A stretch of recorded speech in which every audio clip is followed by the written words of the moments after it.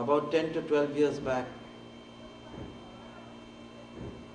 some astral people approached me and they said that I should teach them Kriya Yoga. But I refused, telling them that that is not my jurisdiction and they should go to some other astral teacher or some other form of a guru. But it now appears that there is an astral audience, so I suppose it's meant to be there. I'm meant to sort of contact them and give them the Shaktipat and their astral kundalinis, the astral chakras, which are pretty vivid. So anyway,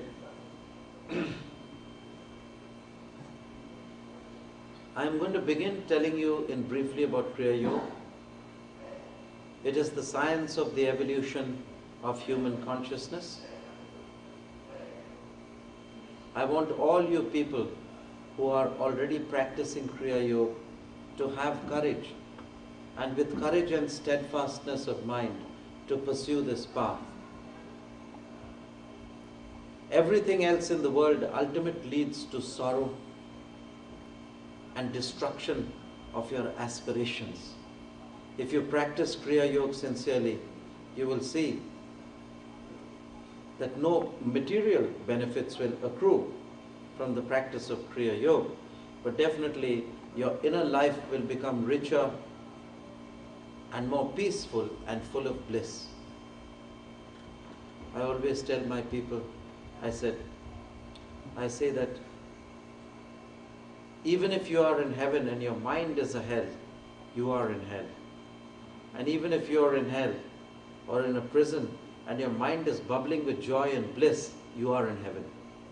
So it's not the place which creates a heaven and hell for you.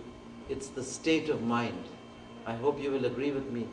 Many people who go to office, who are managers, who do business, they know this very well, that it's their state of mind which is very important, more than their circumstances.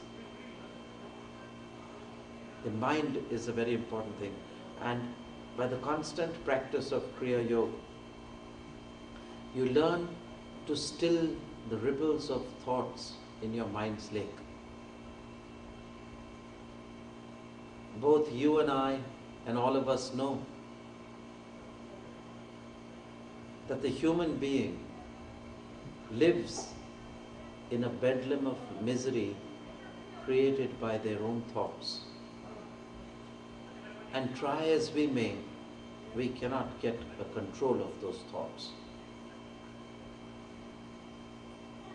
Today I'm going to move into you to give you my enlightened consciousness, whereby your mind shall be transformed into a state of thoughtless awareness. I shall give this. I intend today's satsang, today's gathering to be shorter than the other days, but I will give you the experiences.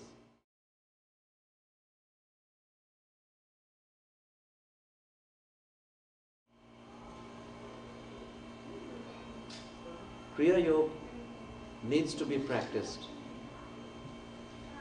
as much as one can practice it.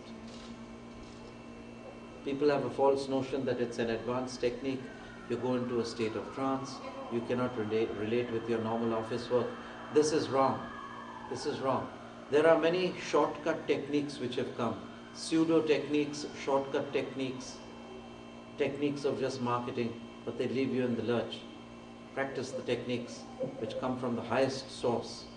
And Babaji is the nameless one.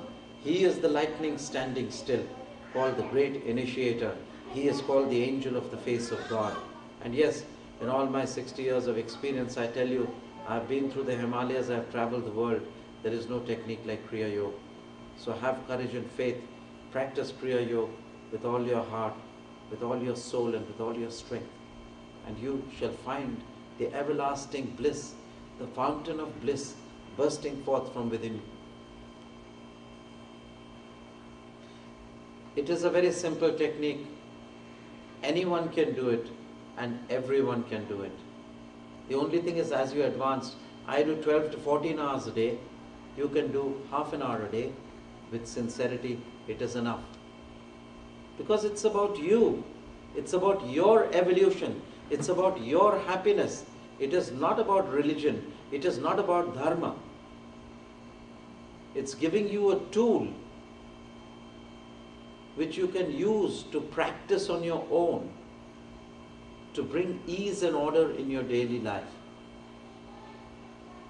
In all its 70 to 80 to 100 years of existence, modern contemporary medicine nor psychiatry have been able to produce a single method which would bring ease and order in their daily lives. Here Kriya Yoga is the ideal opportunity. It is the single method which will bring ease and order in your daily life. And this I promise you to those who are practicing sincerely. I may be in India, you may be here, but if you think of me, I'll connect to you and give you the peace of mind you need. This is definite. So we must practice sincerely and regularly every day, even if it be for a short period of half an hour. Then as the sweetness of the practice increases, you can increase and sit for 1 hour. So this is a very important factor. The other thing is that besides Kriya, not being a religion, it's a way of life. And it can be practiced in a simple form of breathing, where you get aware of your breathing. It's a sorry state of affairs that this great science of yoga originated in the land called Bharatvarsh. It originated in the land called India. And now Americans are going to India to teach yoga. Maybe it is the false yoga.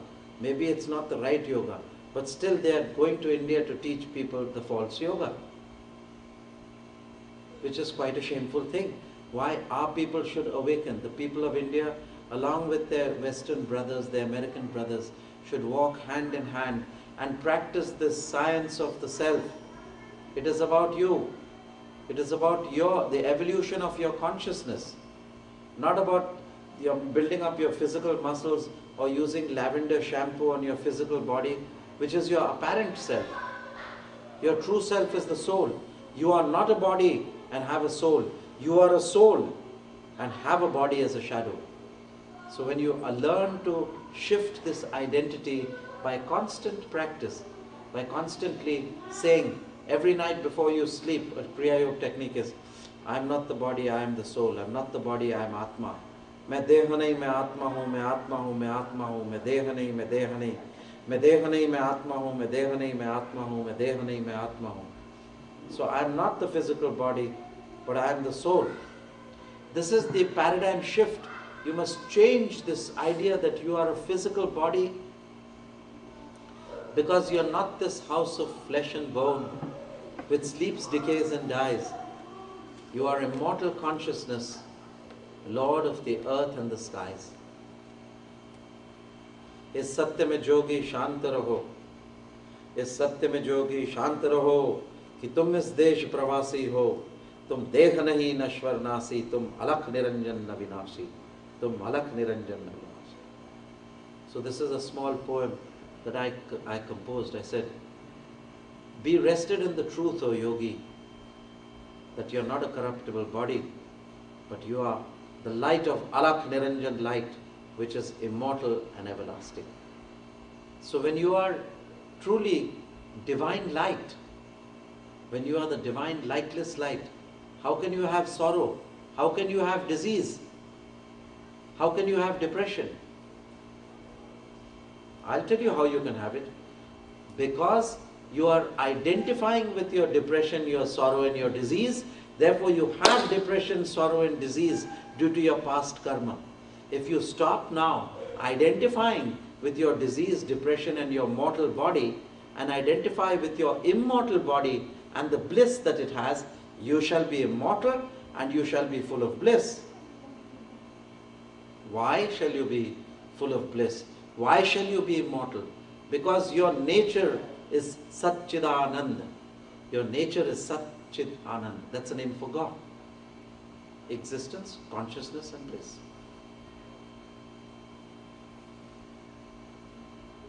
You do not need to follow any religion.